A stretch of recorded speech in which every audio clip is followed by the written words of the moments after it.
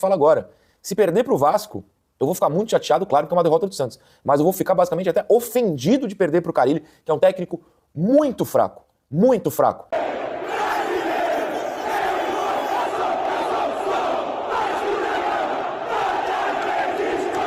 Família, demorei, mas cheguei. Como eu não vou conseguir fazer aqui a nossa live de pré-jogo, o nosso pré-jogo vai ser aqui. Vem com o Thiagão, vamos resenhar muito aí sobre a estreia do Vasco no Campeonato Brasileiro contra o Santos. E olha que eu tô um pouco ansioso, família vascaína. Verdade, Thiagão, meu coração tá levemente acelerado. Por quê? Eu já tô pensando lá em dezembro, como é que eu vou estar em dezembro, shapeado será, saúde em dia, comendo bem, o Vasco não me forçando a nada, ou de repente eu vou ter que estar gelando por uma situação de dificuldade, ou melhor ainda, já pensou? Até me emociona aqui, ó.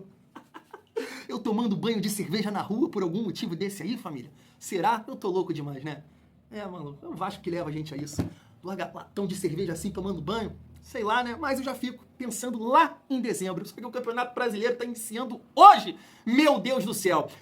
Mas assim, comecei o meu dia, né? Hoje eu levantei cedo, segundo domingo já seguido, levantei cedo, fui na missa, fui agradecer pela saúde, minha saúde, da minha família, pais, esposa, filha. Agradeci também por trabalhar com o que eu amo, né, que é falando aqui de Vasco, e por todo o carinho. Eu preciso falar isso aqui nesse início de Brasileirão, por todo o carinho, porque quando eu montei esse canal, cara, eu nunca imaginei isso. Então eu quero agradecer cada um aqui sem citar nomes, porque eu tenho recebido tanto carinho nos últimos dias que eu fico até assim, cara, que isso? Outro dia aqui eu fui responsável por mandar uma mensagem de amor de uma noiva para um noivo.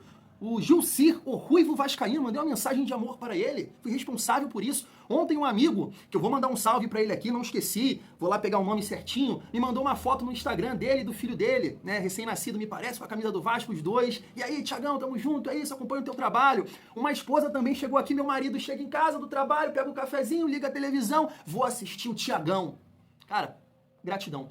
Muito obrigado, família vascaína, por todo esse carinho, por acompanhar aqui o nosso trabalho, o nosso canal. Gratidão, agradeci muito e não me julguem. Não me julguem que no finalzinho eu pedi, poxa, senhor, é pedir demais? Bola do Vasco bater na trave, gol do Santos se bater na trave pra fora? Não é pedir demais não, né? Eu acho que estrear bem no Campeonato Brasileiro. Então, mais uma vez, família, muito obrigado. A nossa resenha vai ter a seguinte dinâmica. Eu tava acompanhando aqui alguns canais do Santos, né, fazendo ali o pré-jogo.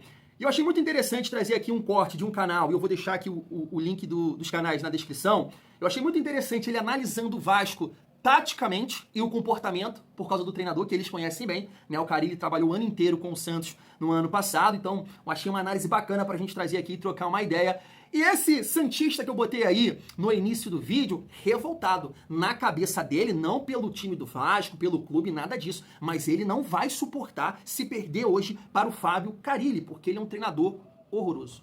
Que isso, hein, família vascaína? E dentro de tudo isso, a gente vai debater aqui a provável escalação do Vasco, a provável, né, a escalação do Santos. Eu agradeço muito também a participação aqui de vocês nos comentários, porque um amigo me mandou assim, Thiagão, pega as estatísticas, falei certo? Estatísticas do jogo Cruzeiro e Mirassol. Eu falei assim, por que, irmão? Pega lá, você vai me entender. E eu quero destacar isso aqui também, né, porque dentro dessa resenha que os santistas vão colocar aí, é uma questão que eu venho batendo aqui com vocês. Então chega aí, família vascaína, que tem muita resenha nesse vídeo, mas antes, deixa eu te pedir aquela moral. Se não for inscrito aqui no canal Vasco em Família, se inscreve, deixa o like e ativa o sininho para não perder os próximos vídeos. E segue lá o nosso novo canal, vou deixar o link aqui, né, no primeiro comentário fixado, que naquele canal, nesse novo canal, o Gigante News TV, eu vou reagir lá a um santista fazendo o 11 contra 11. Eu achei ele um pouco ousado, hein? Você vai acompanhar lá. Família, seguindo aqui a nossa resenha, sem muito mimimi, eu já quero trazer aqui esses dois cortes dos canais santistas pra gente resenhar aqui sobre esse jogo. Estreia do Vasco no Campeonato Brasileiro. Vasco contra Santos. Olá, Vascão. Tá na tela. Ô, Vitor, deixa eu fazer uma pergunta pra você, que eu tenho uma dúvida. Fala aí. Diga. O retrospecto do Caixinha contra o Carille não é dos melhores, infelizmente.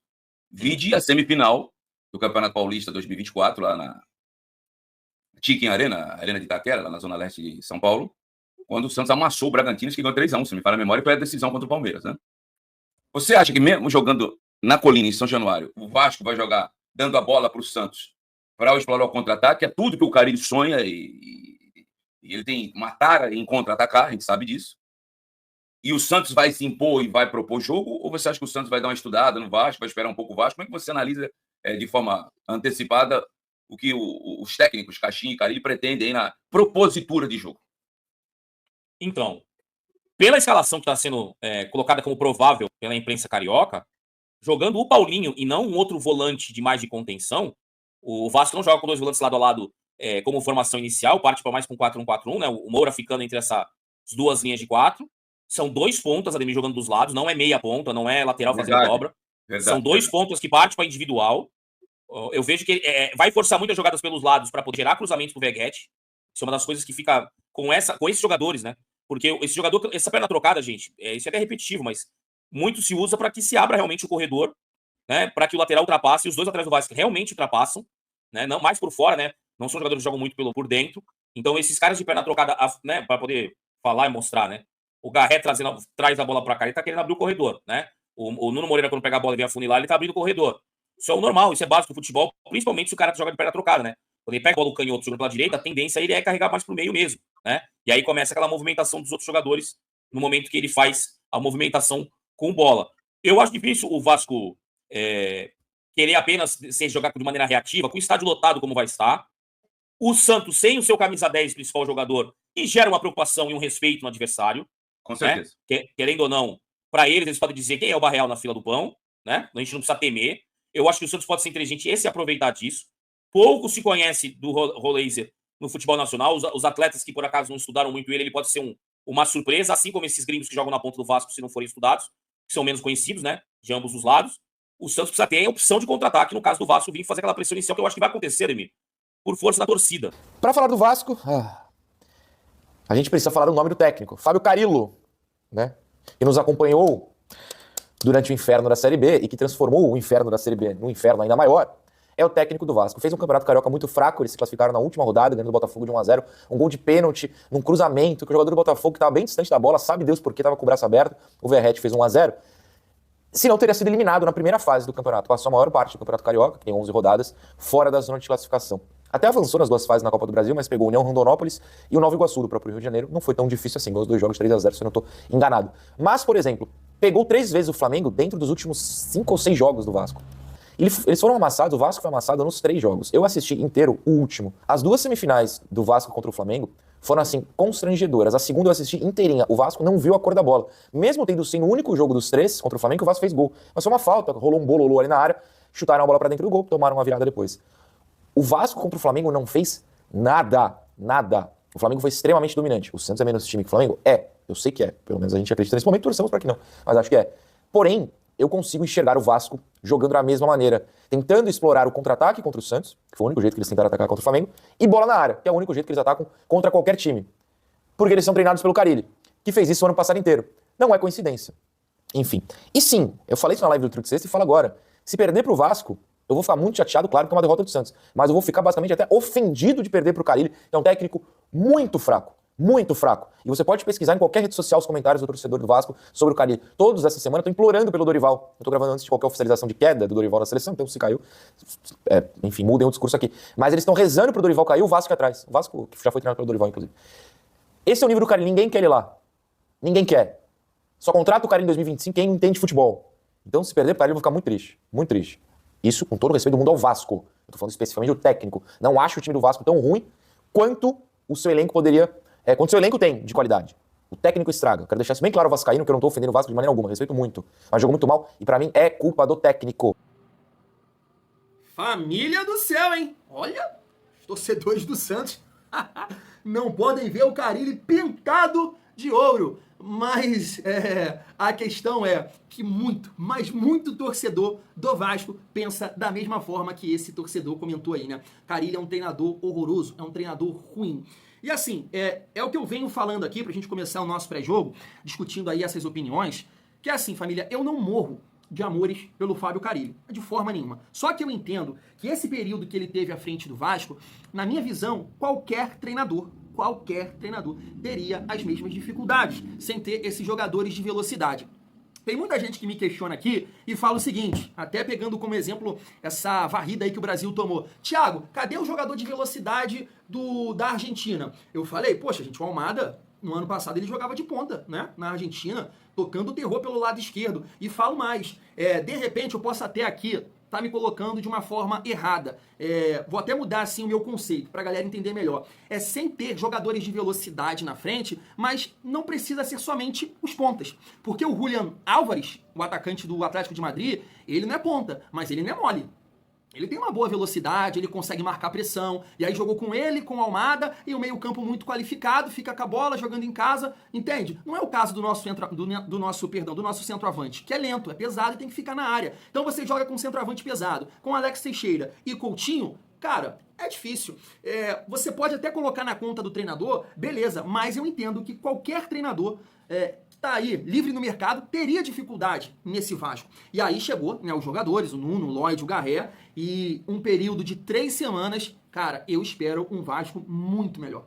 Mas muito melhor. Eu sei que essa questão aí do Maricá, do Boa Vista, me deixa também um pouco assustado, porque aí não é culpa de elenco, não é culpa de opções. Você tem que ganhar. Seu time titular tem que ganhar. Tá num dia ruim, tá doente, Verratti tá pensando em outra coisa, Coutinho tá de saco cheio. Irmão, não interessa. Você tem que ganhar do Maricá, você tem que ganhar do Boa Vista. Se seu time titular não consegue ganhar desses dois times, a culpa não é do elenco, a culpa é sua, a culpa é do Carille. Aí sim, eu vejo dessa forma. E a minha avaliação em relação ao Carille, ela começa a partir de agora. Porque anteriormente ele não tinha as peças. E bato nessa tecla. Qualquer outro treinador que você possa citar teria as mesmas dificuldades.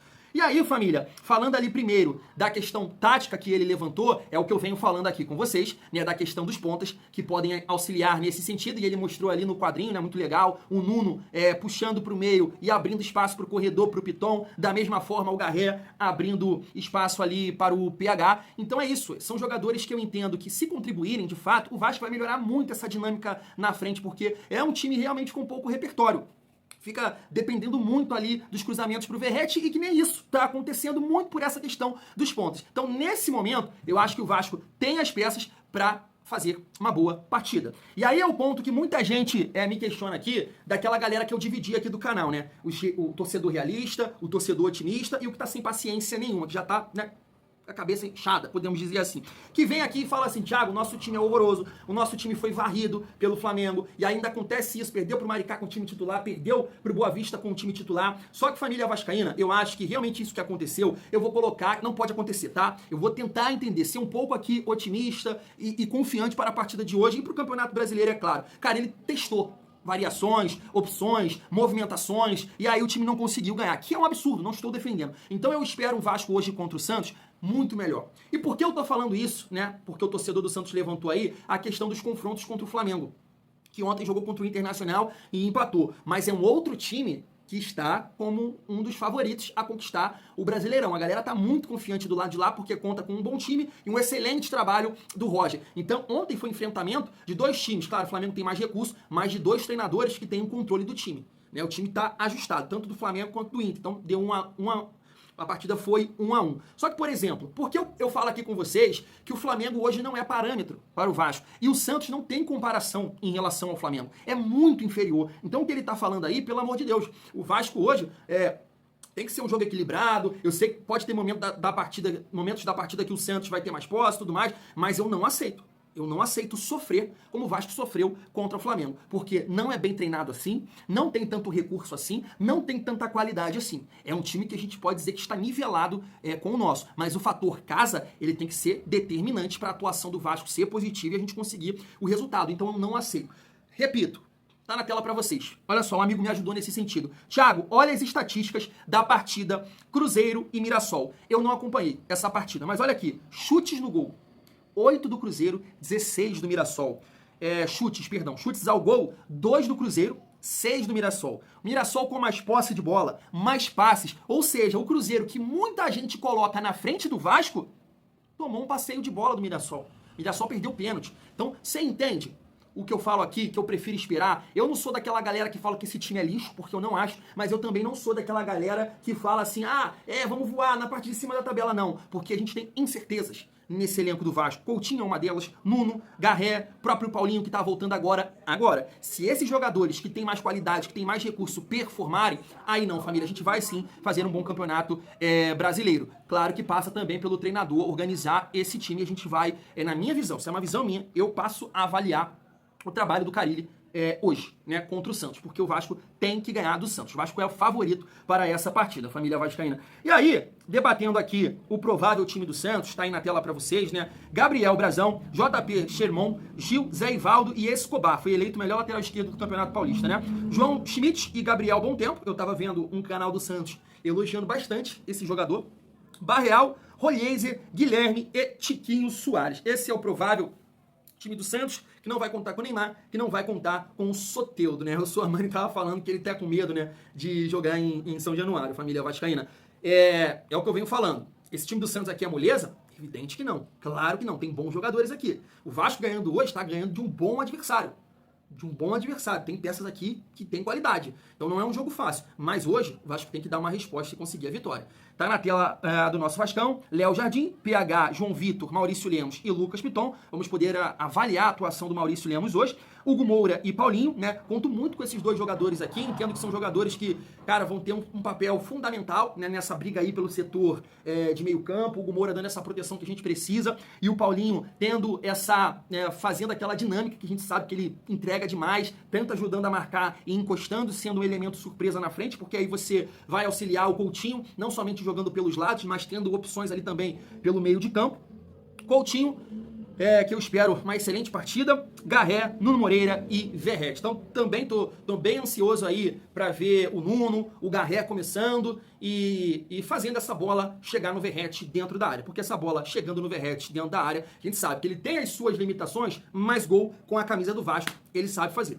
12 ou 11 gols naquela sequência de 2023, 12 gols no ano passado, ficando a 3 gols dos artilheiros, que foi o Yuri Alberto e o Alejandro, já foi artilheiro do Campeonato Carioca, ano passado foi artilheiro da Copa do Brasil, então sim, eu sempre tô pontuando alguma questão em relação ao Verrete saindo da área, mas se a bola chegar lá dentro, principalmente no cruzamento, ele entrega os gols, família vascaína. Então é isso, nosso pré-jogo aqui no canal Vasco em Família. Mais tarde eu tô de volta para o nosso pós-jogo. E se você chegou até o final aqui do nosso vídeo, acompanha lá o nosso outro canal, Gigante News TV. Vamos estar reagindo lá, uma outra resenha santista lá e colocando também, né, nossas opiniões dentro desse 11 contra 11 que ele fez lá. Fui, junto!